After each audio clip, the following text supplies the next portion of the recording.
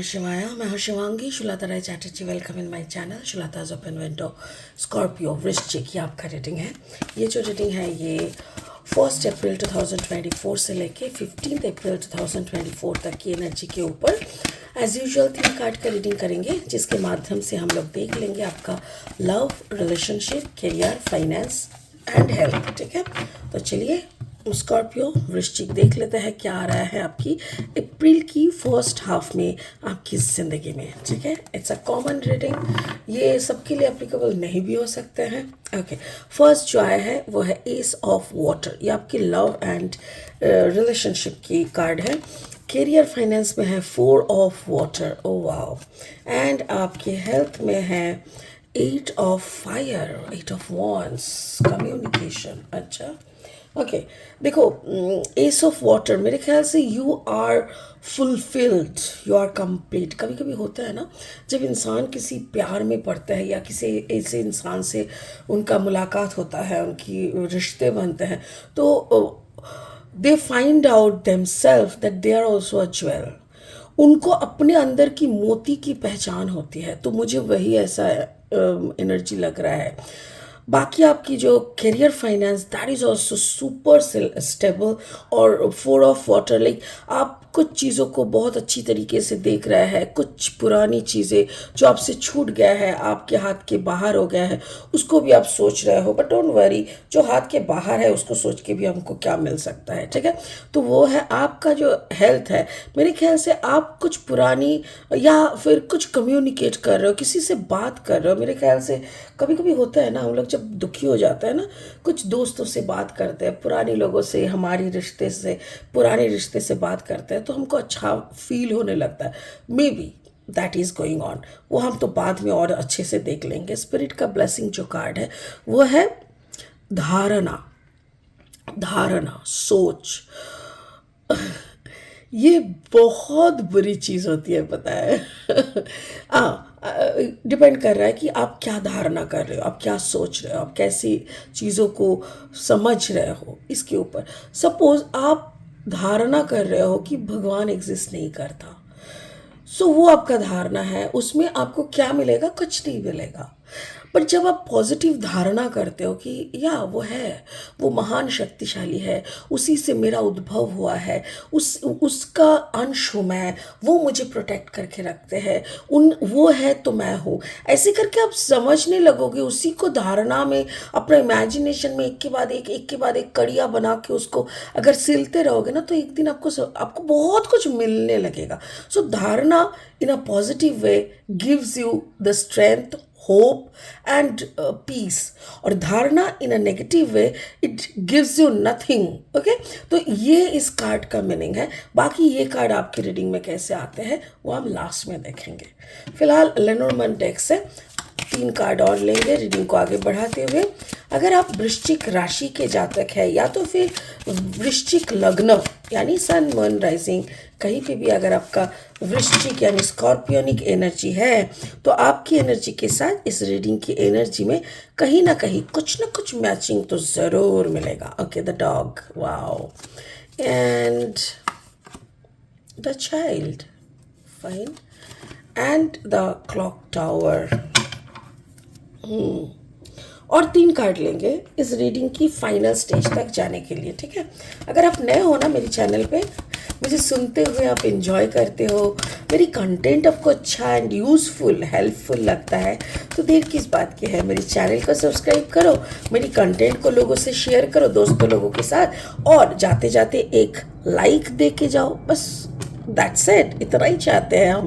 Okay Scorpio, तो चलिए देख लेते हैं क्या आ रहा है। 8 of water, and then the world, and then the high priestess energy. Okay, Scorpio, मुझे ऐसा लग रहा है जैसे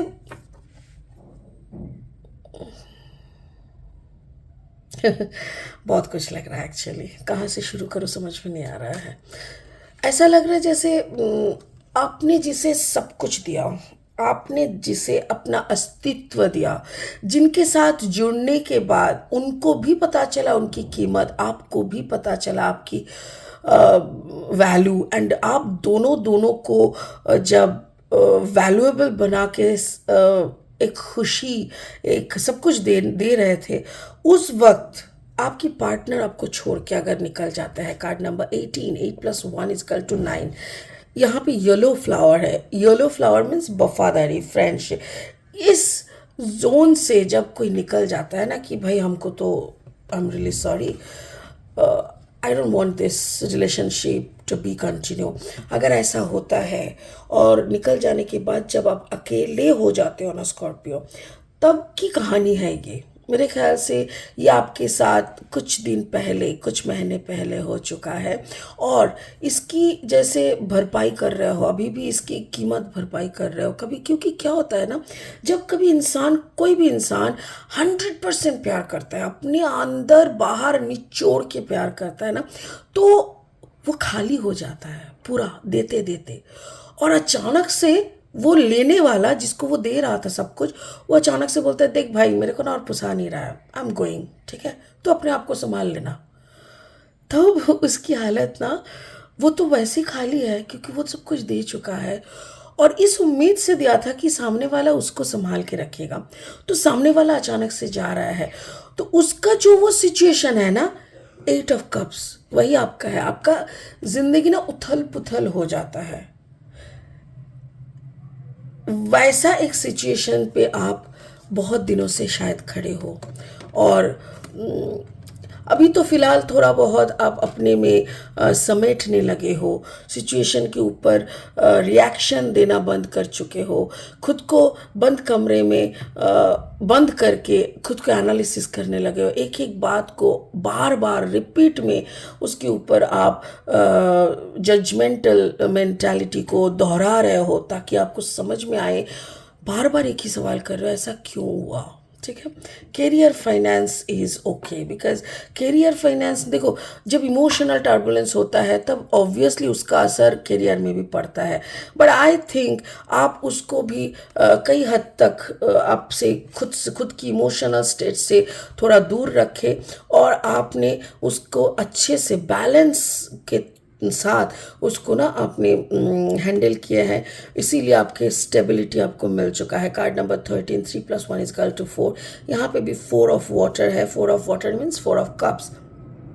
यस, हर पल आपको याद आया है कि आपने क्या खोया, हर पल आप खुद खोए हुए कप की तरफ देख रहे थे, रिश्ते की तरफ सोच रहे थे, उस उम्मीद पे जाग रहे थे और उसको नॉक भी कर रहे थे, बट अपना जो कैरियर फाइनेंस है इसको डूबने नहीं दिया, आप इसके ऊपर काम करते गए। एंड मानो तो उसका हर चीज़ का ना एक चक्र होता है, यानी एक साइकिल होता है, वो साइकिल जब ख़त्म हो जाता है तब धीरे धीरे इंसान उस एक ही पैटर्न की जो गलती है वो उससे निकल आता है। मेरे ख्याल से वो चक्र आपका ख़त्म होने वाला है बहुत जल्दी।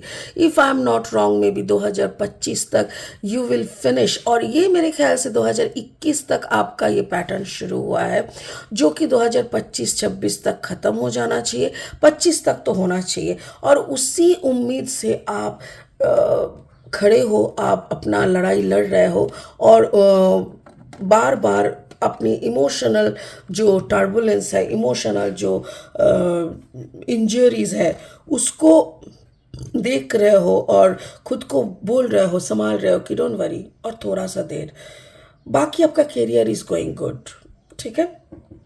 आपका हेल्थ, 8 ऑफ फायर यानी 8 ऑफ वॉन्ड्स। 8 ऑफ वॉन्ड्स का बहुत सारे मीनिंग होते हैं, बट मुझे ऐसा लग रहा है जैसे बातचीत या रास्ते देखना, मतलब you are looking for some new way.